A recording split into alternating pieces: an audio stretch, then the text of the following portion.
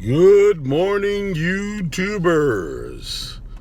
It's Gus Estacio, January 1st of 2020. Happy New Year to everyone. Just leaving my night job and wanted to first give a correction on a previous video. I kept saying March. I guess March was in my head on my last video, my last Christmas tidbit. The Christmas season does not begin in March. March, of course, is when we think about the death of Christ. But the Christmas season actually begins at the end of November. And it ends January 6th or 7th if you're Ethiopian Orthodox. The Ethiopians in the building that I work in have their Christmas Day on January 7th, which is Holy Theophany for them, the Ethiopian Orthodox. For the Greek and Russian Orthodox, it's January 6th. For the same reasons I said earlier, we got to December 25th. This is not an exact date. These are not meant to be exact dates. They're approximate dates, but this is what early Christians, of course, believed may have been the birth dates for Jesus Christ, based upon what happened in the Gospel of Luke. So, in November, the last week of November, many Christians, and in the last video I talked about that Christmas actually is a celebration of the death of Christ. In fact, Christmas, by definition, would be Christ's death sacrifice. Sacrifice by dismissal, which is where the word mass comes from. But I guess this will be the last Christmas tidbit in the new year. The Christmas season, it's not a day, which of course Americans have forgotten what Christmas is all about. But the Christmas season, those in liturgical churches, Lutheran churches, Anglican churches, Episcopalian churches, Presbyterian churches, and Methodist churches would recognize this. It would be the season of Advent. And Advent means coming. It's where, if you're a former Jehovah's Witness or a Jehovah's Witness, the Adventist was where the Jehovah's Witnesses sprang from, amongst many other groups. The Millerites, the Christadelphians, all had an influence on Charles Taze Russell. And so the Adventists, of course, celebrate the coming of Jesus, but of course they're looking for the second coming. So Christmas is actually a celebration of the first coming of Jesus and what he did in his first coming, which is, of course, he sacrificed himself by means of death so that we can gain eternal life, which is what Christmas is all about. And usually, the season of Advent or the season of Christmas, each week begins with a candle, and they all have different colors. They all represent 4 characteristics: hope, peace, love, and then I think there's faith. And the last candle is a white candle, and it is lit on Christmas Day. Or I went to a Christmas Eve service in my old Lutheran church, and they were not going to have Christmas Day service, so they lit the last candle on Christmas Eve service, which is called the Christ candle, and it is white. And so, yeah, that's Christmas is a season, not a day, and so it's not a birthday celebration. Now that that's over and done with, It's not March, it's November. You know, everything that you saw in the last video, I kept saying March, I meant November, okay? So Christmas is a season that begins last week of November and ends January 6th. I wanted to talk about something that me and a friend were discussing, and her name is Brenda, and we were talking a little bit about this, you know, off camera, and it has something to do with the fact that when I was a Russellite, you know, and I think the title of this video is "When I Was a Russellite," and a correction. That's so I was a Russellite, but I wasn't really a believing Russellite. That is that when I left the Witnesses, I became a born-again Christian. But then I got in contact with the Russellites, with the International Bible Student Association. And you can actually reach them at BibleStudent.org, I think. And the Russellites still live. They still are globally known. And I went to a particularly liberal ecclesia. It's what they call their congregations, ecclesias, or ecclesia, depending on how you want to pronounce it. It's the Greek word for church. Anyway, or congregation. So I went to the Washington, D.C. ecclesia. And the group I went to was a particularly liberal Russellite group. They were not going through the studies in the scriptures, commentaries of Charles Taze Russell. And a lot of the other groups, of course, when they have a Bible study, they have a Bible study night, just like we used to have a congregation book study, or, you know, our book studies at the Kingdom Halls. They go through the studies in the scriptures volumes. I think, which is 6 of them, because they don't acknowledge the 7th one, which was a posthumous work produced by Judge Rutherford and C.J. Woodworth. It took some of the writings of Russell, but it kind of elaborated on them, which is, I believe, the finished mystery book. So they don't really acknowledge then is the mystery of God,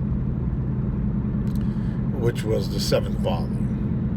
So anyway, in the 6 volumes that they have, they normally go through them. It's a commentary series by Charles Taze Russell.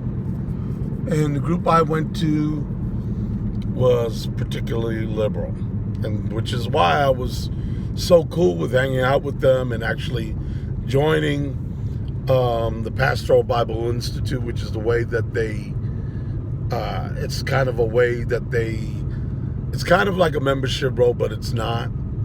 But it's a means to partake in voting for your local elders, because they still vote their elders the old way, which is the congregations or ecclesias are autonomous, and the elders are appointed by the members, which is actually how most churches are ran. Most churches do the hiring and firing of their own pastors.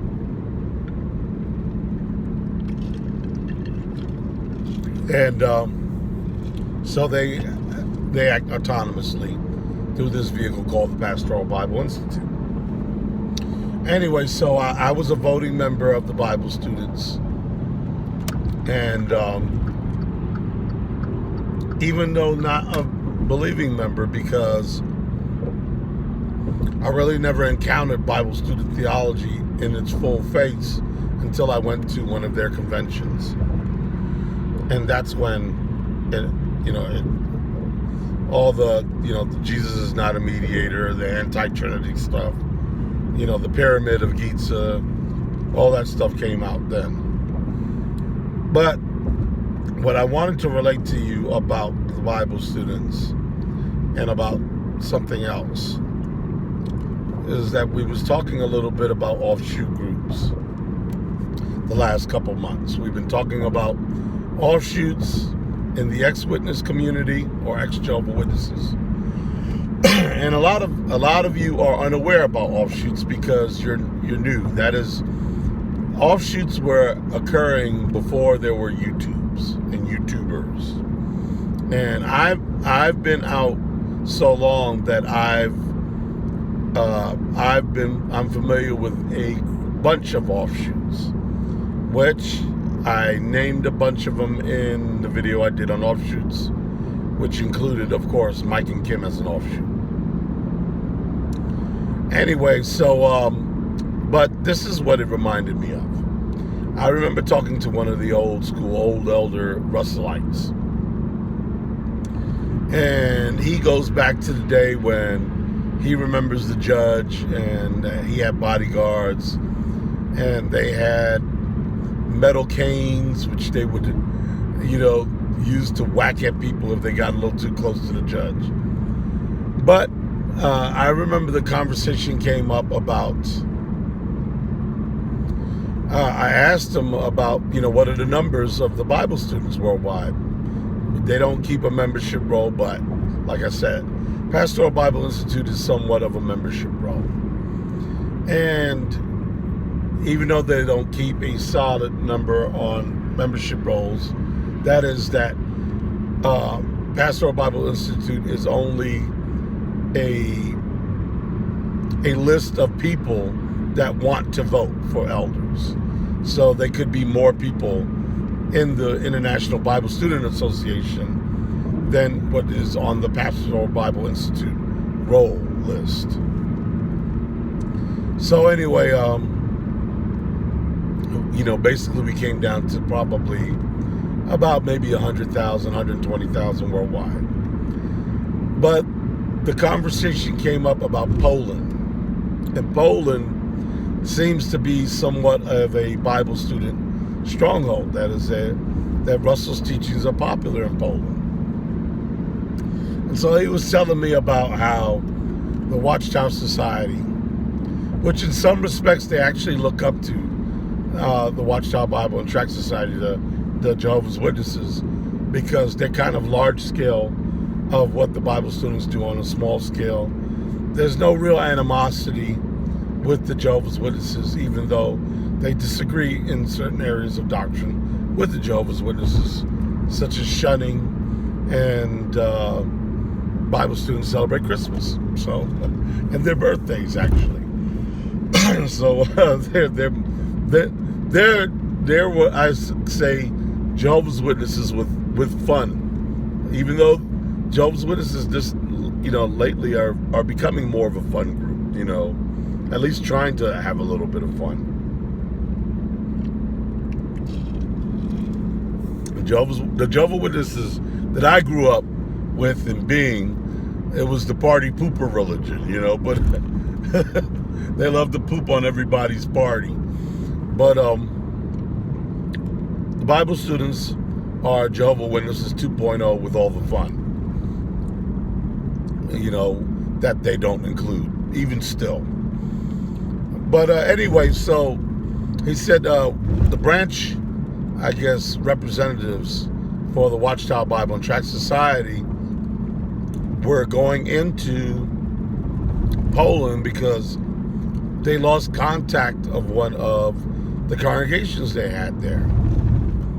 Well, lo and behold, the branch officers, whoever they were, found out that the whole congregation that they lost contact with, the reason why they lost contact with them was that they became Russellites. They became Bible students. And so there are a lot of stories where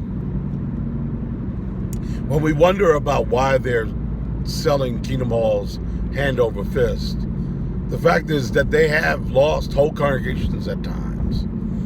And in Poland, they had a whole congregation that went back to Russellite teaching and going through the studies in the scriptures. And so they lost, just think about it, they lost a whole congregation of people. Now, that doesn't say much, but back in the day when I was a witness, A congregation was minimally about 70 people. You know, they normally, if you were about 70 people, if you were reaching 100, they'd split the congregation. Nowadays, they only wish they could have congregations with 70 people, so, because they're losing so many witnesses. And we've seen some of these Kingdom Hall crashes where there's no doubt they didn't even have 70 people in some of these congregations. But they're doing a lot of combining, and which means that, you know, they're pushing their territory. That is, now when you go out in field service, you got a lot more territory than you did before, because they're combining territories. But that is one of my offshoot stories. But there is one other that maybe you guys didn't catch in the offshoot video, or maybe I didn't expound upon, I don't know. But in Romania, there was a website, and I think it's down now. I haven't been, you know, studious about trying to find it. But for a time, probably the early 2000s, there was in Romania an offshoot of Jehovah's Witnesses, that is. And I mean, they believed still all the same stuff, except that they believed that the governing body were an evil slave class, the way the Jehovah's Witnesses view the Bible students as the evil slave class in the early 1900s. So there was they called themselves the True Faith Jehovah's Witnesses of Romania. And it was all in Romanian, so you couldn't understand it. But there was a few things that were really clear. What little that I could understand from the website was clearly a reinterpretation of the faithful and discreet slave. And that they were, you know, it was a lot of them. It wasn't just one congregation. I mean, the picture had to have been like a circuit assembly. It had to have been at least maybe 1,000, maybe even 1,500 people that in this True Faith Jehovah's Witnesses of Romania. So here the Jehovah's Witnesses had an offshoot, and the Bible students have had many offshoots also. I mean, they actually what's funny is the Bible students had one particular one that was really interesting in light of Mike and Kim teaching that Satan is Jehovah, and Nathaniel Merritt, who put out a book teaching that Satan is Jehovah. Before there was Mike and Kim, he put out a book, and his book, of course, asserted that he was a Gnostic Christian, which he was, of course, pushing Marcionite Gnosticism, which is the fact that the Old Testament God, Jehovah, is the devil. Except Marcion never called him the devil. He called the Old Testament God the Demiurge, which was an evil spirit. Anyway, the Bible students actually had a split-off group, which actually taught that Jehovah is Satan. And they came and went and died off, but they are one of the listed offshoots of Bible student offshoots. So I just found that interesting, and when people come, and I'm still getting a lot of people saying, why are you doing this? Why are you saying this about Mike and Kim? I think it's really clear, is that the YouTube generation of ex-witnesses are historically ignorant. They're just like Jehovah's Witnesses. Jehovah's Witnesses really don't know their history. They don't know their past. And in their ignorance, there is a loyalty. And that loyalty is whoever is the popular activist of the day. And there are a few really popular YouTuber activists. And their endorsement goes a long way. For a while, Rick and I were popular internet radio podcasters. And so our endorsement went a long way. And Rick and I, Rick for Six Screens of the Watchtower, and myself endorsed, even though they were not Christians, Mike and Kim as an offshoot. I mean, not as an offshoot, but as legitimate source for Watchtower activism. And they still are. I mean, their activism is pretty good. What's happened, however, is that they became an XJW offshoot when they decided to stab the XJW community that are Christians in the back. And many of you are completely unaware that happened. And this is new news to you. But this is news that's gone 2 years in depth. It's been 2 years. Believe it or not, time flies. And the first people to pull out the knife and stab their friends in the back was not Gus. It was not Rick. It wasn't Witnesses for Jesus, Don. It wasn't Jason Zelda. It wasn't, I mean, none of these people, some of them are YouTubers, chose to start debunking Mike and Kim stuff. In fact, there's another guy, and I don't even think I'm not even sure if he's a Christian. I wouldn't think he is a Christian based upon this video, but I'm gonna put him in the description below. And he put out a video about Mike and Kim, and believe it or not, Smurf Girl, and I think he's from Ireland or Scotland, but really well researched stuff on Knights Templar, debunking the shoddy scholarship of Smurf Girl and Mike and Kim, and fantastic. And I mean, you want to talk about someone who's really being rough with them. Some of you think, oh, he's just being so mean and so rough. I'm actually not being mean. You want to talk about mean. This guy, it begins pretty mean because he pretty much does what Trump Fan Network does with CNN. And drops the BS bomb on a couple of the things that they've said. So, but apart from that, I mean, really good first-class research stuff, and really good scholarship. And that's what I mean, is that people have to have you don't have to be a Christian to have good scholarship, a penchant for good scholarship.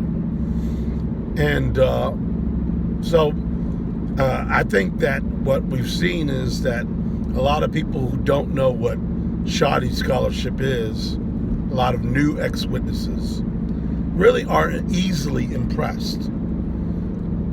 And Mike and Kim has done some good stuff on Watchtower stuff, but outside of that world, Watchtower stuff, their scholarship is really, really shoddy, and it's easily exposed by people who actually know what they're talking about.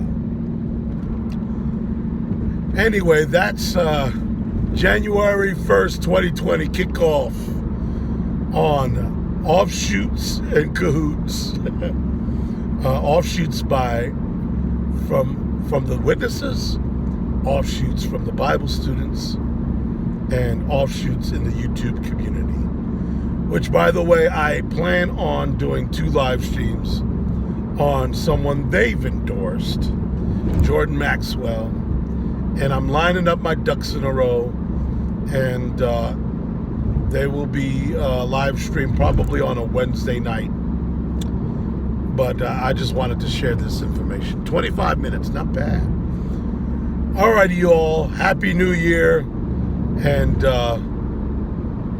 we'll see you in the new year. See what happens. And I'm only going to continue to do what I have to do. Some of it is not pleasant. But then again, Jehovah's Witnesses don't like me. And neither do Mike and Kim devotees.